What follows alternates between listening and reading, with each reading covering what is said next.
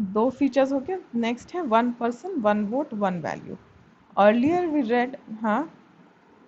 हम्म।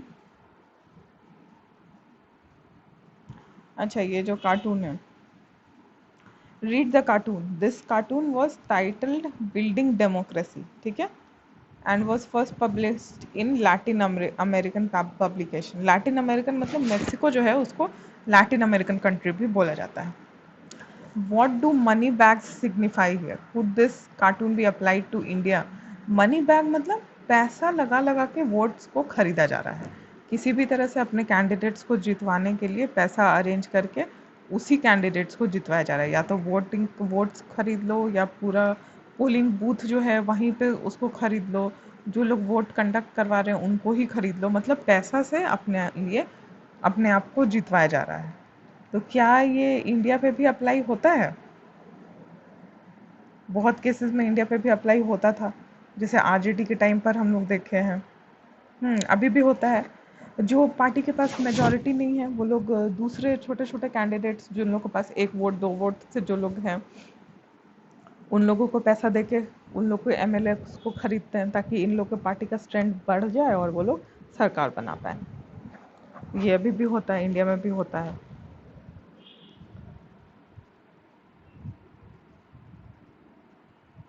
Next है one person one vote one value. Earlier, we read about how the struggle for democracy was linked to the demand for universal adult franchise. हम लोग अभी French revolution में भी देखे कि किस तरह से डेमोक्रेसी को लोग लिंक करते थे कि सबको राइट टू वोट मिलना चाहिए, ठीक है, हर किसी को राइट टू वोट मिलना चाहिए। इस चीज़ पे ना बेस्ड हो कि उसके पास पैसा है, या वो कितना टैक्स देता है, या वो मैन है या वुमेन है, ये सब चीज़ पे बेस्ड नहीं होना चाहिए।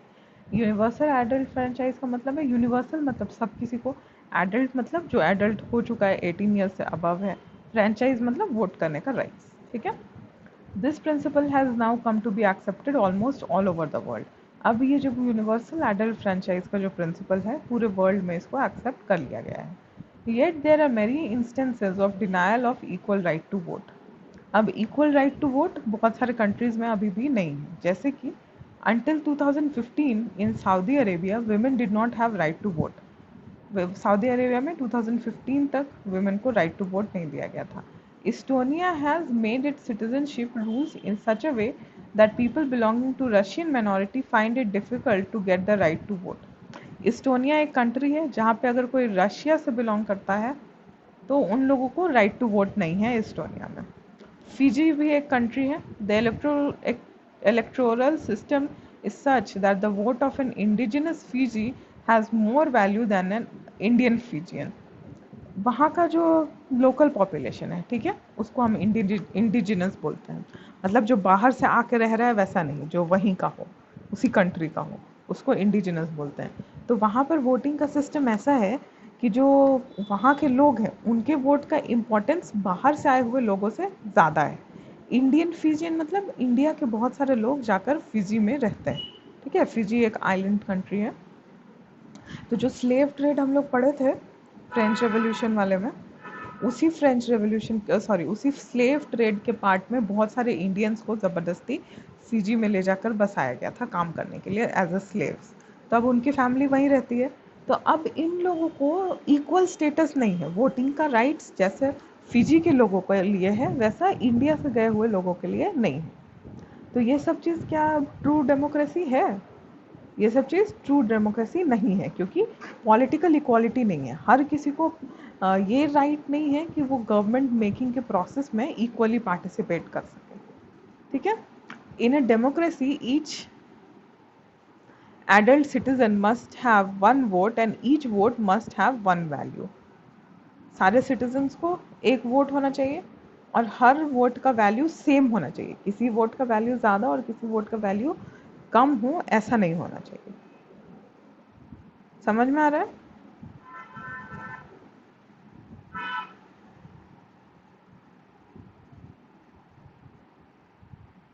लक्ष्य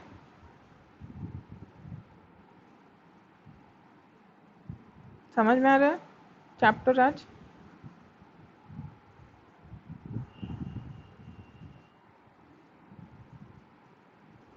ठीक है। तो अभी तक हम लोग 3 टाइप्स ऑफ फीचर्स देखे डेमोक्रेसी का, क्या क्या डेमोक्रेसी में प्रेजेंट होना चाहिए।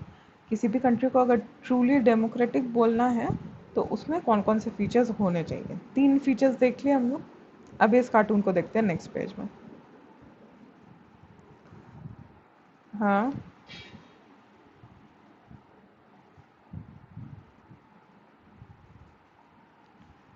नहीं, हर कंट्री का अलग अलग है बट जनरली 18 ईयर्स है। हाँ, किसी किसी कंट्री में 16 ईयर्स भी है, कहीं पर 21 ईयर्स भी है, लेकिन जनरली 18 ईयर्स है। हाँ, पहले 21 था इंडिया में भी। हाँ,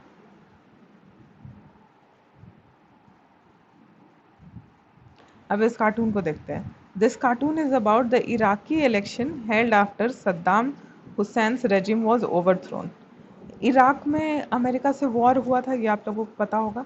वहाँ पर एक डिक्टेटर था तानाशाह, जिसका नाम था सद्दाम हुसैन, जिसको अमेरिका मारा था और वहाँ का डिक्टेटरशिप हटाया था, ये बोल के कि हम लोग यहाँ पर डेमोक्रेसी लाना चाहते हैं आपके कंट्री में भी।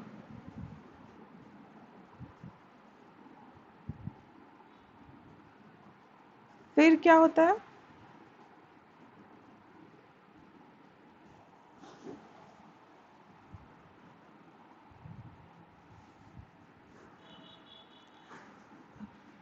इराक पे अमेरिका हमला किया था क्योंकि वहाँ पे अमेरिका डेमोक्रेसी स्टैब्लिश करना चाहता था। इराक एक ऐसा कंट्री था जहाँ पर सद्दाम हुसैन के नाम का एक डिक्टेटर था, जिससे वहाँ की जनता बहुत परेशान थी। ठीक है, अब वहाँ पर क्या हुआ था, अमेरिका ये कहता है कि हम लोग आपके कंट्री पे हमला करके आपके डिक्टेटर को मार देंगे और आपके कंट्री में हम लोग डेमोक्रेसी ले आएंगे।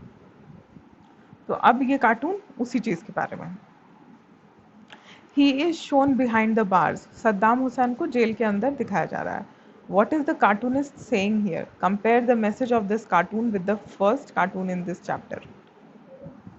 इसमें सद्दाम हुसैन क्या सोच रहा है? I like it better when I was the one man and the one vote.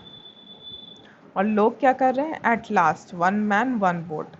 इसका क्या मतलब है कि जब सद्दाम हुसैन था तो वही वन मैन था, उसके पास ही सारा पावर्स था और लोग किसको वोट करते, उसको ही वोट करते, ज़बरदस्ती हर किसी को उसको ही वोट करना होता। मतलब वहाँ पे डेमोक्रेसी का कोई मतलब ही नहीं था, वोटिंग राइट्स का कोई मतलब नहीं था।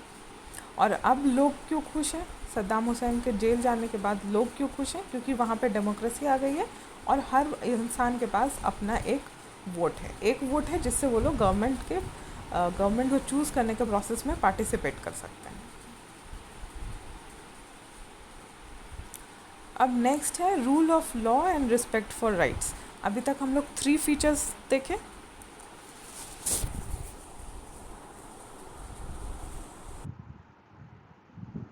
जो नेक्स्ट है वो है rule of law and respect for rights. अभी तक हम लोग 3 फीचर्स देखे, अब ये 4th फीचर है। Zimbabwe attended independence from white minority rule in 1980। Zimbabwe एक कंट्री है अफ्रीका में, उसको फ्रीडम मिला वाइट रूलर्स से। वाइट मतलब यूरोप के लोगों से उसको फ्रीडम मिला 1980 में। Since then the country has been ruled by ZANUPF, ये पार्टी का नाम है, the party that led the freedom struggle. ठीक है, अब 1980 से अभी तक जो कंट्री वहाँ पर फ्रीडम स्ट्रगल में पार्टिसिपेट की थी और जिसने उस जिम्बाब्वे को फ्रीडम दिलाया था फॉरेन रूल से, वही कंट्री अभी तक रूल कर रही है, उसी का सरकार है। Its leader Robert Mugabe ruled the country since independence. Independence के टाइम से उसके जो लीडर थे वो हमेशा ही रॉबर्ट मुगाब रहे हैं। इलेक्शंस वर हेल्ड रेगुलरली और ऑलवेज वोन बाय ZANUPF। अभी तक जितने बार भी इलेक्शंस हुए हैं, हर बार जो रॉबर्ट मुगाब की जो पार्टी है वही इलेक्शंस जीतती है। President Mugabe was popular but also use unfair practices in elections. वो पॉपुलर थे, ठीक है, लोग उनको पसंद कर रहे थे इसलिए वो इलेक्शंस जीत रहे थे, बट उसके साथ साथ वो बहुत सारा इलीगल मीन्स भी अपनाते थे इलेक्शंस को जीतने के लिए, जिसको हम लोग अनफेयर प्रैक्टिसेस बोलते हैं। Over the years, his government changed the constitution several times to increase the powers of the president and make him less accountable. अब इतने सालों में जो रॉबर्ट मुगैब का जो गवर्नमेंट है। अनुराग screen share.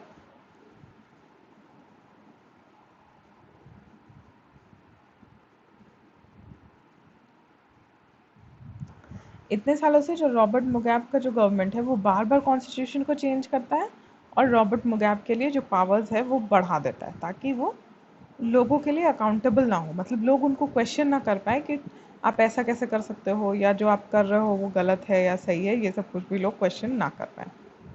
Opposition party workers were harassed and their meeting disrupted. Opposition parties को उनके काम नहीं करने दिए जाते थे, उनकी मीटिंग्स को नहीं होने दिया जाता था। Public protests and demonstrations against the government were declared illegal. Government के अगेंस्ट में कोई भी प्रोटेस्ट नहीं कर सकता है या कुछ भी कह नहीं सकता है गवर्नमेंट के अगेंस्ट में। There was a law that limited the right to criticise the president. President को कोई भी क्रिटिसाइज नहीं कर सकता। इस तरह के बहुत सारे लॉज को लाया गया।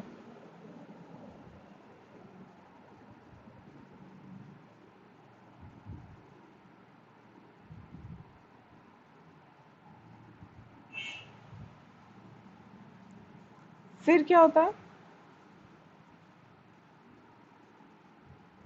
There were independent newspapers. Television and radio were controlled by the government and gave only ruling parties version. Television और रेडियो मतलब जो मीडिया है उसको भी वही न्यूज़ दिखाना है जो रूलिंग पार्टी कहेगा, जो रॉबर्ट मुगाब का पार्टी कहेगा। There were independent newspapers but government harass those journalist who went against it. Newspapers भी अगर गवर्नमेंट के अगेंस्ट में कुछ लिखते थे तो उनको भी हरास करती थी गवर्नमेंट, परेशान करती थी। The government ignored some court judgements that went against it and pressurise जजेस। इवन कोर्ट्स को भी जो गवर्नमेंट है वो हरास करती थी और कोर्ट का भी बात नहीं मानती थी। और अगर कोई जज गवर्नमेंट के अगेंस्ट में कोई जजमेंट देता है तो उसको भी परेशान करती थी। फिर 2017 में ज़बरदस्ती उसको, जो रॉबर्ट मुगाब है उसको प्रेसिडेंट के पद से ज़बरदस्ती हटा दिया गया। The example of Zimbabwe shows that popular approval of the ruler is necessary in a democracy but it is not sufficient. Zimbabwe के एग्जाम्पल से हम लोग क्या समझते हैं कि लोगों का जो गवर्नमेंट है उसको सपोर्ट करना, ठीक है,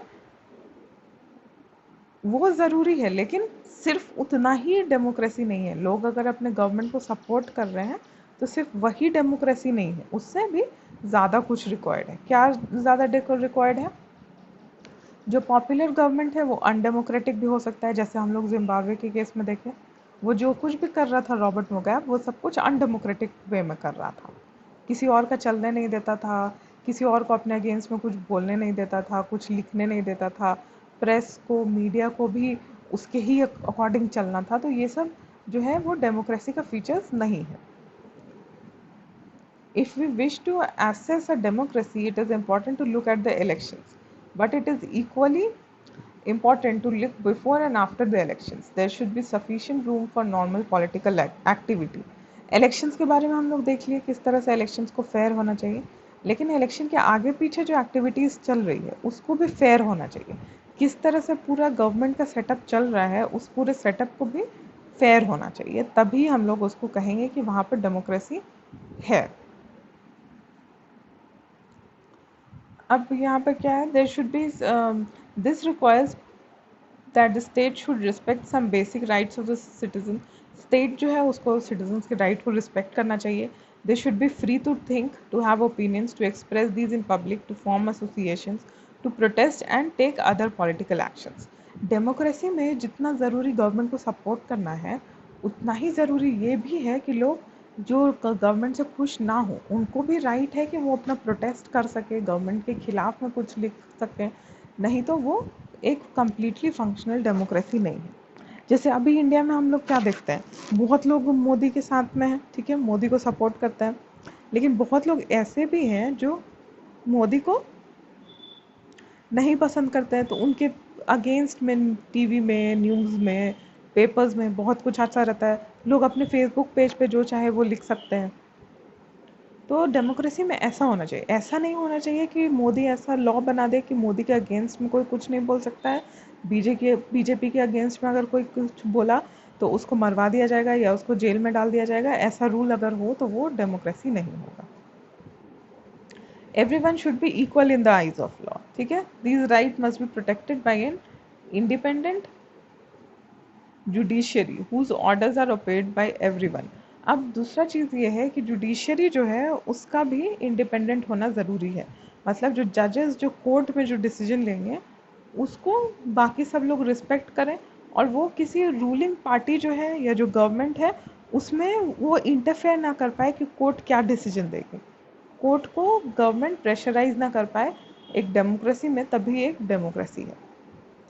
we shall read more about these in chapter 5। अब हम लोग क्या देखते हैं, जैसे कि लालू यादव, ठीक है। लालू यादव को बिहार में बहुत पावर था, वो किसी ना किसी तरह से अपना केस मैनेज करवा के जेल जाने से बच रहे थे, लेकिन फाइनली वो भी तो जेल गए ना। ऐसा तो नहीं हुआ कि वो कभी भी जेल नहीं गए और हमेशा वो बिहार के चीफ मिनिस्टर ही बने रहे। तो यही नहीं होना ही डेमोक्रेसी है। अगर ऐसा हो जाता कि वो हमेशा बिहार के चीफ मिनिस्टर बने रहते तो लालू यादव क्या हो जाते, वो एक डिक्टेटर हो जाते, ठीक है। फिर आगे है, similarly there are conditions that apply to the way a government is run after the elections. A democratic government can not do what ever it likes simply because it has won an election. अब next क्या ज़रूरी है कि democratic जो government है वो जो चाहे वो नहीं कर सकता। जो प्रोसीजर स्टैब्लिश किया गया है, जो रूल स्टैब्लिश किया गया है, उस पूरे सिस्टम को फॉलो करके ही डेमोक्रेटिक गवर्नमेंट को, सरकार को चलाना है। It has to respect some basic rules. In particular, it has to respect some guarantees to the minorities. Every major decision has to go through a series of consultations. Every office bearer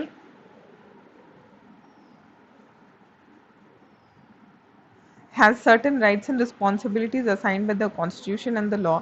तो जो ruling party है, जो democracy में अगर election अच्छे से हुआ है उसके बाद जो पार्टी जीत कर आई है, उसका ये ड्यूटी है कि वो कॉन्स्टिट्यूशन में जो कुछ भी लिखा है उसके हिसाब से गवर्नमेंट को चलाए, देश को चलाए, उसके रूल्स को, सारे रूल्स को फॉलो करे, और उस पार्टी के सारे मेंबर्स कॉन्स्टिट्यूशन के हिसाब से ही काम करें और चले, तभी वो एक फुली फंक्शनल डेमोक्रेसी होगा। Each of these is accountable not only to the people but also to other independent officials. Both these aspects give us fourth and final feature of the democracy. A democratic government rules within limits set by constitutional laws and citizen rights. अब जो एक democratic government होगा वो हमेशा constitution को follow करेगा और citizens के राइट्स को रिस्पेक्ट करेगा। कभी भी सिटीजन्स के राइट्स को ओवरराइड करने का या वायलेट करने का कोशिश नहीं करेगा। जैसे हमारी कंट्री में क्या है, इंडिया में अगर कोई लॉ बनाता है, जैसे अभी बीजेपी रूलिंग पार्टी है, अब पार्लियामेंट में अगर बीजेपी कोई लॉ पास करता है, ठीक है, लेकिन वो लॉ हमारे राइट्स को, किसी भी सिटीज़न के राइट्स को वो वायलेट कर रहा है, तो सुप्रीम कोर्ट के पास ये पावर है कि उस लॉ को रिव्यू करके गवर्नमेंट को ये बताए कि आपने जो लॉ बनाया है ये सिटीज़न के राइट्स को हैम्पर कर रहा है, उसको हार्म कर रहा है, तो ये लॉ गलत है, ये एक कॉन्स्टिट्यूशनल लॉ नहीं है और इसको हमारे कंट्री में नहीं चलाया जा सकता, ठीक है। तो इस तरह का एक पूरा सेटअप होना चाहिए जहाँ पर हर एक गवर्नमेंट का बॉडी दूसरे बॉडी को चेक करता रहे कि वो कॉन्स्टिट्यूशन के विद इन ही रहकर काम कर रहा है या नहीं कर रहा है। ये पॉइंट समझना है डेमोक्रेसी का।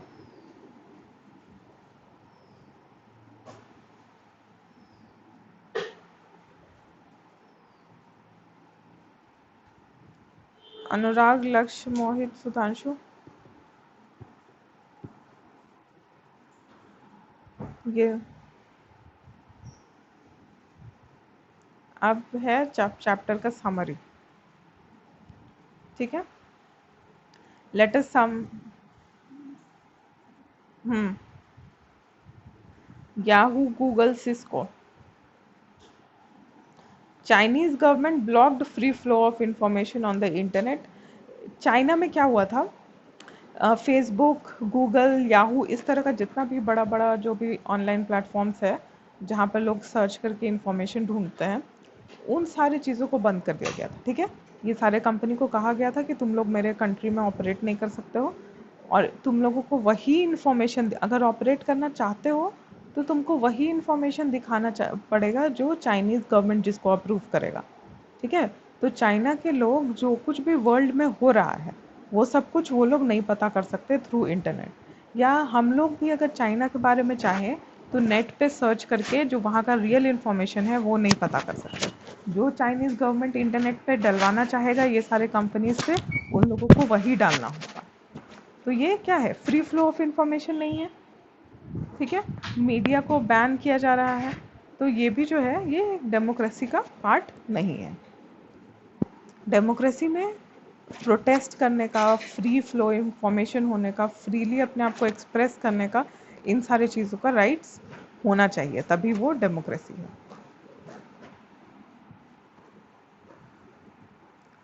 फिर समरी क्या है चैप्टर का? We started with a simple definition that democracy is a form of government in which the rulers are elected by the people. We found that definition was not adequate, ये definition काफ़ी नहीं था और इसलिए हम लोगों ने और कुछ कुछ चीज़ों को देखा। Through a series of examples we worked out 4 features. हम लोगों ने अभी तक 4 फीचर्स को देखा, ठीक है। अब आप लोगों का ये होमवर्क है कि आप लोग इस चैप्टर को एक बार पूरा पढ़ के आइए, कल डिटेल में इस चैप्टर को रीडिंग करिए, और फिर कहीं पर अगर कुछ लगे कि कोई सेंटेंस समझ में नहीं आ रहा है या कहीं पर कोई प्रॉब्लम है तो वो हमको बताइए, फिर हम लोग कल इस चैप्टर को एक बार पूरा डिस्कशन करेंगे, उसके बाद कंप्लीट करेंगे, ठीक है। अच्छा कल संडे है, ठीक है, मंडे को, ठीक है। उसके बाद वाई डेमोक्रेसी है, ये सारे 4 फीचर्स को हम लोग पहले अच्छे से डिस्कस करेंगे, तब वाई डेमोक्रेसी में जाएंगे, ठीक है। अभी तक समझ में आ रहा है चैप्टर? चैप्टर समझ आ रहा है कि नहीं? तो एक बार चैप्टर को पूरा रीड करके आइए कार्टून्स के साथ, कहीं पर अगर कोई प्रॉब्लम हो किसी भी उसमें तो उसको हम लोग मंडे को डिस्कस करेंगे, ओके।